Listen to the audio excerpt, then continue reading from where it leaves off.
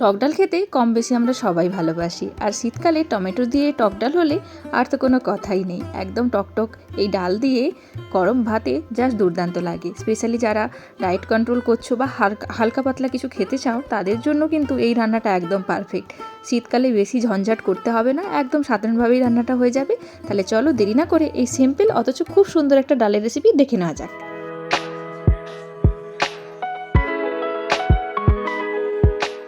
খুবই সাধারণ রান্না, খুবই সাধারণ উপকরণ। তার মধ্যে প্রথম যে উপকরণটা সেটা হচ্ছে মসুর ডাল। তো প্রয়োজন মতো মসুর ডালটা নিয়ে নেব, আর ডালটাকে ভালো করে ধুয়ে যদি হাতে সময় থাকে তাহলে 10-15 মিনিট ভিজিয়ে রেখো, আর যদি না সময় থাকে তাতেও কোনো অসুবিধা নেই। তো আমি এটাকে ভালো করে ধুয়ে ওই 10 মিনিটের কাছাকাছি রেখে দেবো। যতক্ষণ এটা রাখা আছে জলের মধ্যে ততক্ষণ বাকি যে টমেটো লাগছে সেটা হচ্ছে নিয়ে নেব। 2টো টমেটো নিয়েছি, আর টমেটোগুলো একটু কাঁচা পাকা হলে কিন্তু আরও বেশি ভালো হয়। আর লঙ্কা নিয়েছি 3-4টের মতো, লঙ্কাটা তোমাদের প্রয়োজন বুঝে দিও। তো আমি কি করব, এই টমেটোগুলোকে মোটা মোটা করে কেটে নেব, একদম পাতলা করে কাটারও দরকার নেই। আর একদমই ঝামেলাহীন রান্না এটা। যেটা বলছিলাম, পাকা টমেটোর থেকে কাঁচা টমেটো মানে কাঁচা পাকা টমেটো যদি জোগাড় করতে পারো তাহলে কিন্তু রান্নাটা আরও বেশি ভালো লাগবে।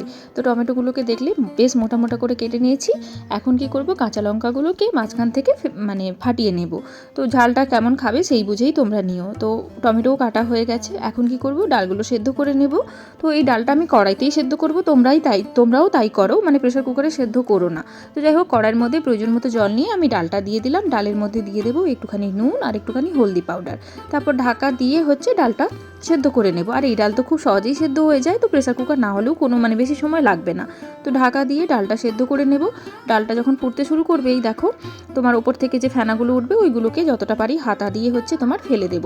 তো এইভাবে করে কিছুক্ষণ ঢাকা চাপা দিয়ে এটাকে সেদ্ধ হতে দেব। যখন ডালের মুখগুলো ফাটতে শুরু করে দেবে, এই যে এই রকম অবস্থাতে হবে, তখন কি করব, ওই যে কেটে রাখা টমেটোগুলো আছে তখন দিয়ে দেবো। তার আগে কিন্তু দিও না, তাহলে অন্য সময় হয় কি ডালটা সেদ্ধ হতে কিন্তু অনেকটা সময় লেগে যায়।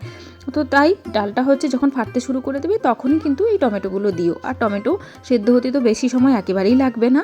আর তার সঙ্গে একটা কাঁচা লঙ্কাও দিয়ে দিলাম। দিয়ে ভালো করে হচ্ছে এটাকে একবার নাড়িয়ে চাড়িয়ে আবারও ঢাকা দিয়ে ভালো করে টমেটোগুলো সেদ্ধ হওয়া অবধি এটাকে ডাল টমেটো একসঙ্গে সেদ্ধ করে নেব। তো যতক্ষণ ডালটা সেদ্ধ হচ্ছে, তোমরা বলো তো কে কে এইভাবে টমেটোর ডাল বা টক ডাল খেতে ভালোবাসো? আমাদের বাড়িতে সবাই খুব ভালোবাসে, আর আমি তো ভীষণ ভালোবাসি। যখনই কোনো কিছু রান্না করতে ইচ্ছে করে না, স্পেশালি শীতকালে এই টমেটোর ডালটা বানিয়ে খাই। চটজলদি রান্না হয়ে যায়, খেতেও দুর্দান্ত লাগে। তো টমেটোটাও দেখো নরম হয়ে গেছে, ডালগুলো সেদ্ধ হয়ে গেছে। এখন একটা ডাল ঘাটার কাঁটা দিয়ে বা আমার মতো এরকম হুইস্কার দিয়ে হচ্ছে তোমরা ভালো করে এটাকে মিশিয়ে নাও। মিশিয়ে নিলে কি হবে, ডালটা একদম খুব সুন্দরভাবে টক মিষ্টির ব্যালেন্সও হবে, আর ডালটা কিন্তু বেশ থিকও হবে, একদম উপরে পাতলা জল আর নিচে শুধু ডাল এরকম ব্যাপারটা হবে না। তো যাই হোক, ডাল ঘাটার কাঁটা দিয়েও তোমরা করতে পারো। ভালো করে এটা মিশিয়ে নিলাম। তো চলো এখন ডালে তড়কা বা ফোড়ন দেওয়ার পালা। তো কড়াইয়ের মধ্যে কি করব, সামান্য সর্ষের তেল নিয়ে নেব। এই রান্নাতে তেল একেবারেই কম লাগে। সামান্য একটু সর্ষের তেল নিয়ে এর মধ্যে কালো সর্ষে ফোড়ন দিয়ে দেবো, আর তার সঙ্গে দিয়ে দিলাম গোটা শুকনো লঙ্কা। অনেকে 5 ফোড়ন দিয়েও করে, তো তোমাদের এই দুটোর মধ্যে যেটা তোমাদের ভালো লাগবে সেটার ফোড়ন দিতে পারো। তো টমেটো আর এই ফোড়ন থেকে যখন সুন্দর গন্ধ বেরোবে তখন একটা কাঁচা লঙ্কাও দিয়ে দিলাম, আর তারপরে সেদ্ধ করে রাখা ডালটা আমি দিয়ে দেবো। আর এই সময়েই ডালটা যদি ঘন হয়ে যায়, যতটা জল তোমাদের প্রয়োজন ততটা দিও, আর জলটা যেন হালকা গরম জল হয়, ঠান্ডা জল দিও না। পরে কিন্তু আর জল যোগ করা যাবে না। তো জলটা দেওয়ার পর এটাকে ভালো করে একবার ফুটিয়ে নেব।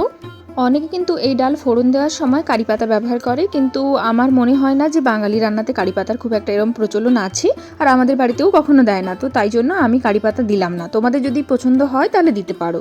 তো একটুখানি চিনি দিয়ে দিলাম। চিনিটা একেবারেই অপশনাল, টক মিষ্টির ব্যালেন্সের জন্য দিলে দিতে পারো, যদি মনে হয় দেবো না তাহলে নাও দিলেও চলবে। আর বেশ খানিকটা আমি ধনে পাতা দিয়ে দিলাম। ধনে পাতাটা অবশ্যই কিন্তু দিও, তাহলে কিন্তু এই শীতকালে এই ডালে একটা আলাদাই মাত্রা নিয়ে আসবে। তো ধনে পাতাটা দেওয়ার পর খুব ভালো করে আরেকবার মিশিয়ে নেব। নুন মিষ্টি অবশ্যই চেক করে নিও। ভালো করে একবার ফুটিয়ে নিলেই কিন্তু রেডি হয়ে যাবে দুর্দান্ত স্বাদের এবং লোভনীয় একটা ডাল। সেটা হলো টমেটো ডাল বা টমেটোর টক ডাল। তো এইভাবে কিন্তু তোমরা এই ডালটা রান্না করতে পারো। নর্মালি আমরা বাড়িতে এটা আলু ভর্তা বা আলু ভাতের সঙ্গে এটা খাই, সেটাও কিন্তু দুর্দান্ত লাগে। তাছাড়া এই ডালটা তোমরা যে কোনো ভাজার সঙ্গে, গরম ভাতের সঙ্গে খেতে পারো, দুর্দান্ত লাগবে।